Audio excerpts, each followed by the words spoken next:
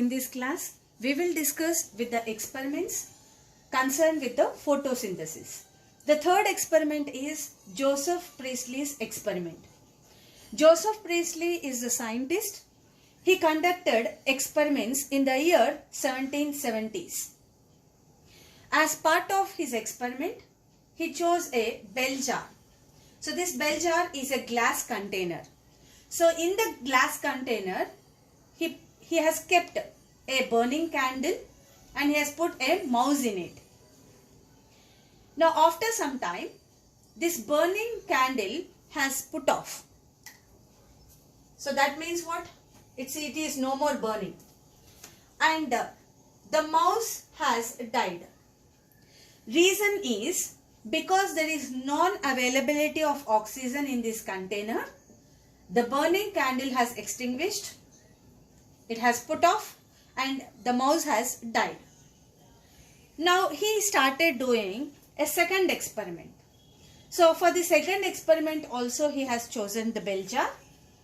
And in the bell jar he has kept a burning candle and he kept a mouse, and along with this he also included a mint plant.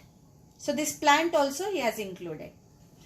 After some time, the candle was burning, the mouse is still living. And what would be the reason? The reason is the plants are releasing oxygen. So plants perform photosynthesis and they release oxygen during this process. So plants release oxygen. Now this oxygen is utilized by burning candle and also the mouse. So for the burning of candle, oxygen is used, and for the survival of the mouse, oxygen was used. So thus he has proved that the plants are restoring the air which breathing animals and burning candles are removing. So here burning candle is removing, utilizing the oxygen, and even the mouse is utilizing the oxygen.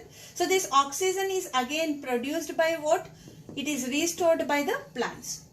So he proved that the plants restore the air which breathing animals and burning candles remove. And oxygen is discovered by Joseph Priestley in the year 1774. So the next experiment is Joseph Priestley's, Jan Ingenhousz experiment. Now Jan Ingenhousz is another scientist.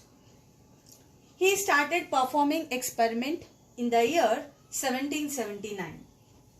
And he proved the role of light in green parts of the plant in purifying air.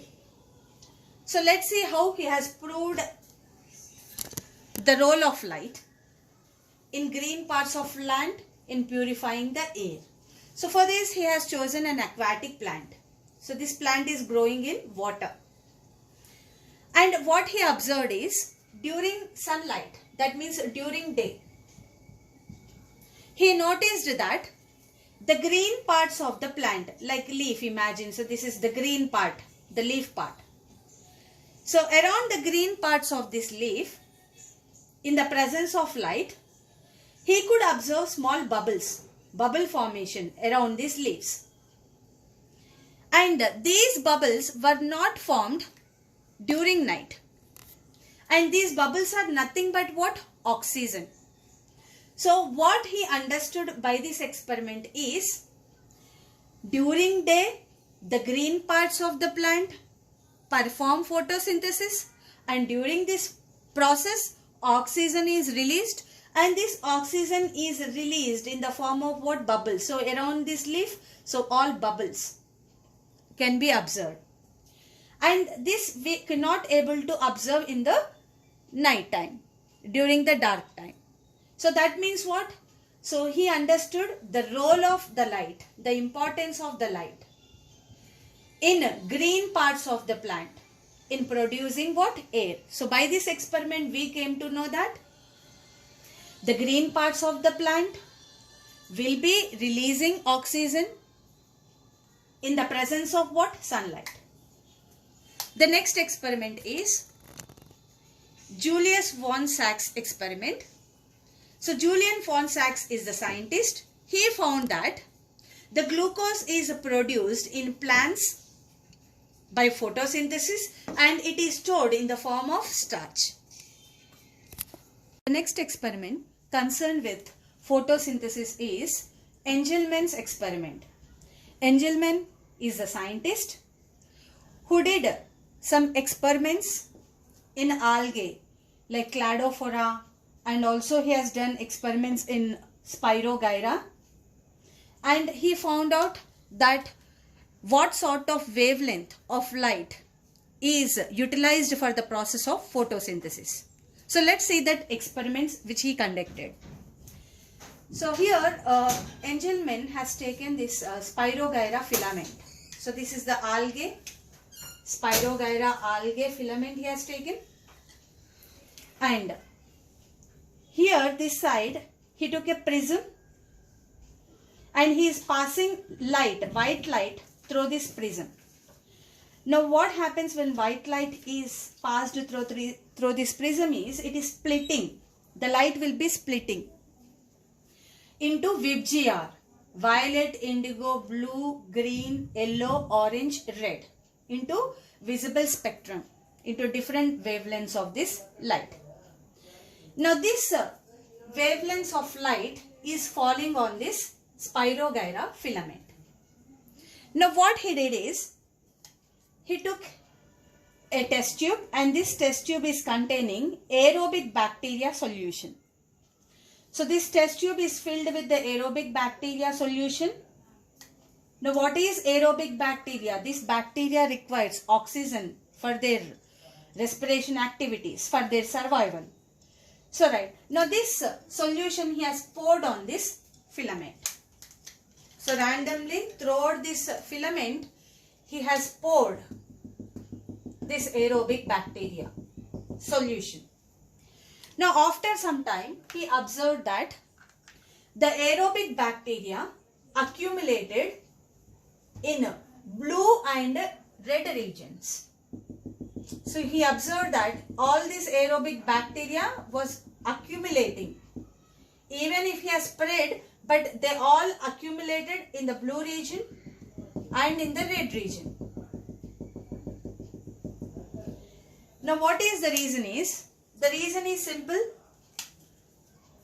Only at this part the oxygen, the filament is producing this oxygen. The algae is releasing the oxygen. Only in this part, in the red wavelength region, if you can observe, so this part of the filament, algae filament, so these cells, this part of these cells is releasing oxygen. Now this oxygen is required for whom? For the aerobic bacteria.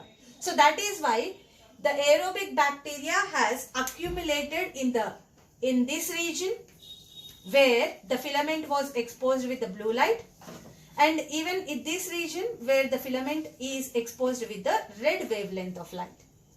Now very important thing is, why is oxygen releasing only at these places? Why not in the other part of the algae with other part of this wavelengths? So again the reason is simple, because this wavelength of the light is utilized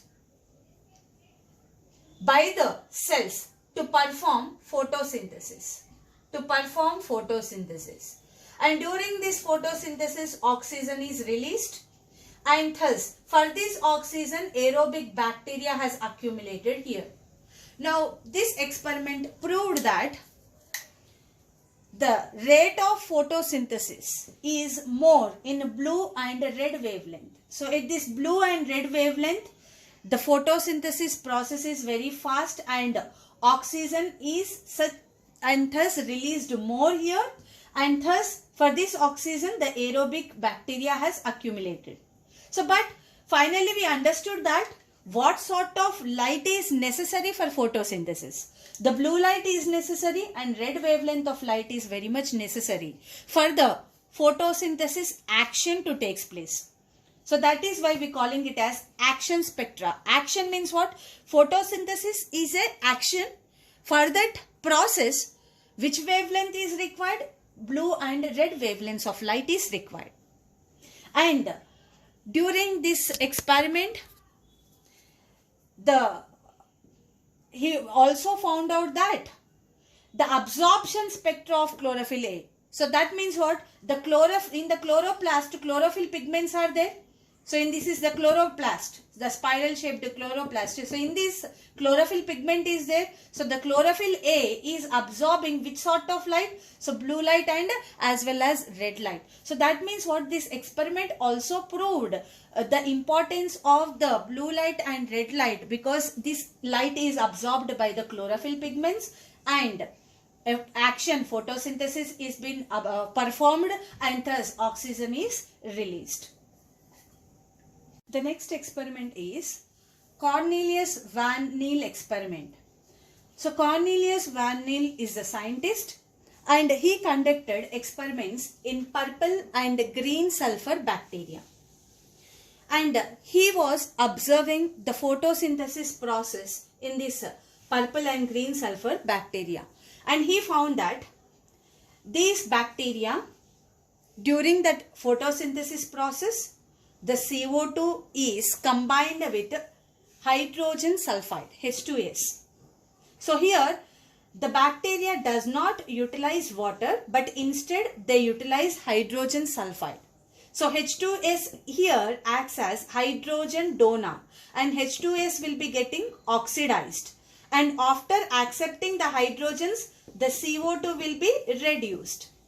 So what they found is, in these bacteria, so instead of water, H2S is being used as a hydrogen donor, and after this photosynthesis process, the products obtained were glucose, water and sulfur. Now what is that important thing he noticed is, since sulfur is the component of H2S substrate, so that means what? H2S is releasing sulfur. Since sulfur is a component of H2S, so after the reaction H2S has released sulfur. H2S has broken down, hydrogens were added to the CO2, CO2 reduced to glucose and sulfur is released.